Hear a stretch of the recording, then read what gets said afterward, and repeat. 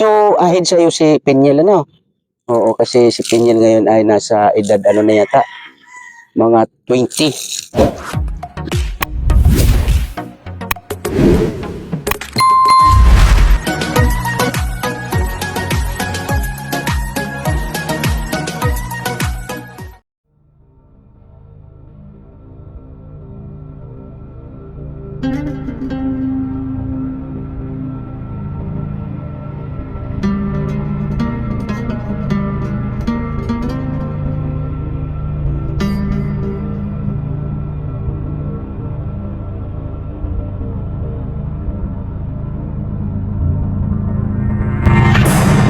Ayun, Cindy, pwede bang masama ka sa video namin or upload ko rin? Ayan, thank you na marami.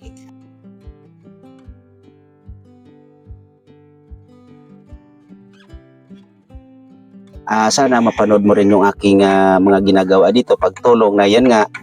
Kukwento ko lang na Mexi, ano, itong si Pinyel, ito ang unang-unang scout ko or natagpuan ko dito sa lugar natin sa Dunsol. Nung ako ay dumating dito noon na bilang ang tawag nito bilang charity vlogger na naghahanap ng mga mahihirap na kagaya nga sa kwento ni Pinyel, ay una ko siyang natagpuan noon. So ito si Pinyel kasi ay siguro alam niyo naman yung kwento niya, no, sa konting kwento, no, na nakasama niya yung papa niya na may sakit, di ba? Yun ang kwento na masalimuot talaga ang kwento niya. Kaya kumbaga ito ay naging nakilala sa larangan ng YouTube dahil sa kwento nilang kahirapan. So yun nga Cindy, maraming salamat at pasensya ka na kung nakakuha kami ng konting ano sa'yo, no? Nakuhanan ka namin ng konting video, no? Pero muli, sa iyong balita, si Pinyel sa ngayon ay nandito. Yes po. Nandito talaga? Minsan po kasi, wala naman yan dito. Parang nasa relocation po. Kumbaga mayroon pa siyang lugar na ibang pinupuntahan. Pwede ko lang po alam. So sa mga panahon na to, Cindy, sa pagkakaalam mo, nandito si Pinyel. Ayun, so maraming salamat Cindy, no? Na ayun nga, nakasama ka sa aming video. Thank you again, ha? Okay, Cindy. Bigay mo. Pang snack. Ayun, may blessing si Cindy. Thank you po. Take care. Ano masasabi mo? Salamat po, Ate Cindy. Kantahan mo muna si Cindy. Kantahan mo muna. Kantahan, nandali. Sa aming bahay, ay aming bati. Merry Christmas, ang wawalhati. Ang pag-ibig ay siya'y mag-ari. Sinsya nang kayo kaming namamasko lagi. Ano pa? Isa pa? Ang Pasko ay sumapit. Tayo ay mangagsiawit ng magagandang himig. Dahil sa Diyos ay pag-ibig Yun. ng... Salamat ka na sa kanya. Salamat po. Sayaw. You got like a for attention. You got like a for attention. On the mess, feel like yes, on the come to the crash. Tawa si Cindy. Usa na, ina na. Jaka na, samdan sa pa. Anong kanta yan? Apes, Sika, Blueberry Spice. Okay. Galing ni Nel. Sayaw po uli, Nel. Ano pa? If you wanna let the land and it for Ayan, Cindy. for Pasensyahan mo yan, ha? Pangbili ng kung Colgate, sabon, shampoo, yan. Nag-aaral ka sa ngayon. Anong grade? Grade 12 po. Grade 2. Uy, malapit ka na mag-college. Anong plano? Diyan lang po sa thesis. So, anong plano mo sa pagtatapos mo ngayon na, kasi mag-graduating ka na ng grade 12, tama? So, ano ang plan? Another plan? Ang adik sa asawa si Ryan German. So, magpapatuloy ka ng pag-aaral mo as a Kanta ka lang. Adik sa asawa. college. On the mess. So, ano ang pangarap mo or ano ang maging gusto mo ngayon na mapapunta ka na ng college? Ano ang gusto mo ngayon na papunta ka ng college? So, ano ang course mo? If ever man, kung makapasa po sa SSU, yung po, sa BSBA po. So, meron yan dito sa atin sa Dunsol? Wala po. Lang kasi sa Dunsol po, the DCC. So, ang mga Sa DCC po, mga TV lang po, like automotive, the cookery, and Mm-mm. yung sa pananahit po. Oo. And yung iba pa pong TV na pwede kang makakuha ng NC. So, ibig sabihin, maraming kulang na kurso dito sa atin sa Donsol. No? Pero makakakuha ka naman po ng NC2, which is na pag nakakuha ka ng NC2, makaka-help sa'yo na maka-abroad ka. Ano na gusto mo. Yes. So, sa ngayon, yun nga, bilang isa ka nga, or bilang patapos ka na ng high school, so, going to college ka. Di ba? So, going to college, ngayon, ang course mo ay wala dito sa Donsol. So, ano ang pumapasok sa isip mo bilang gusto mong mag-college? Pero bago yon, gusto mong mag-college. Yes. So, yun nga, ulitin ko, bilang gusto mong mag-college, ano ang next plan mo? Kasi nga, yung course mo ay wala dito sa Donsol, pwede mo siguro mag-shift ng, magpalit ng kurso, di ba? So, anong plan mo? Yes po.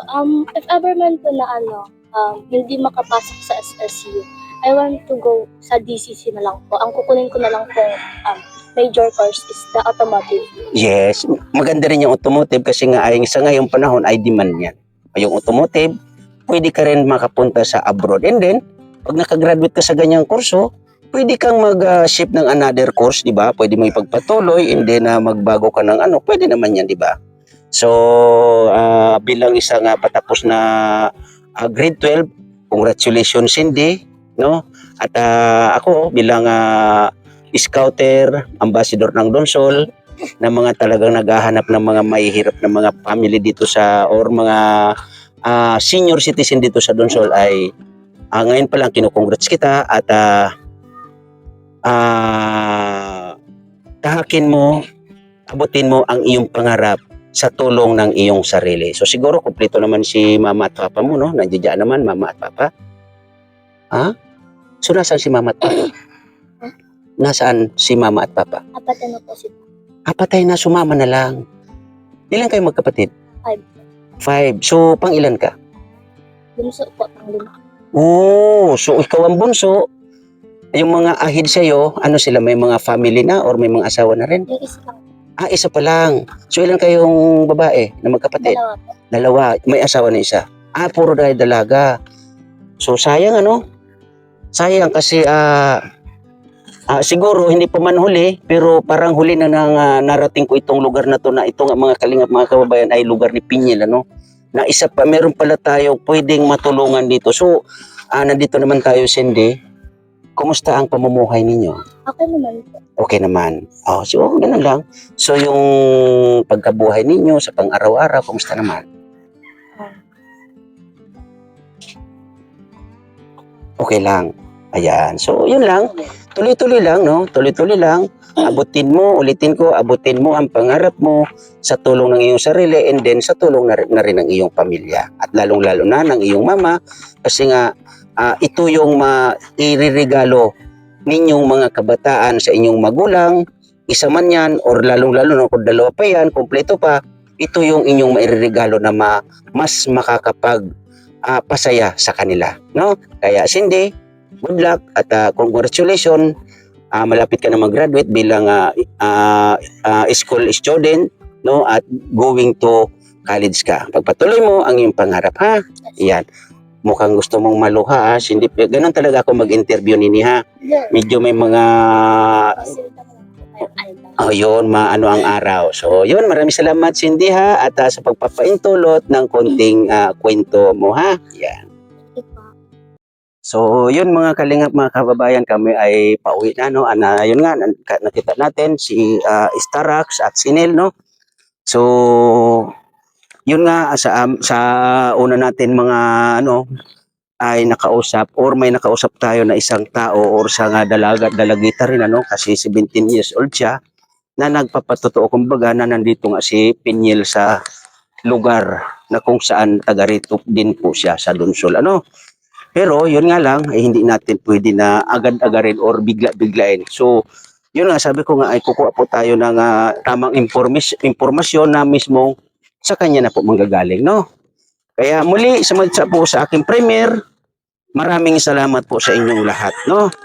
At siyempre, maraming salamat Kuya Bal Santos Matubang, Kalinga Prab, and Ate Edna. At lalong-lalo na sa mga nagiging supporters, sponsors natin dito sa Donsol. Thank you na marami and God bless po sa lahat. Bye-bye!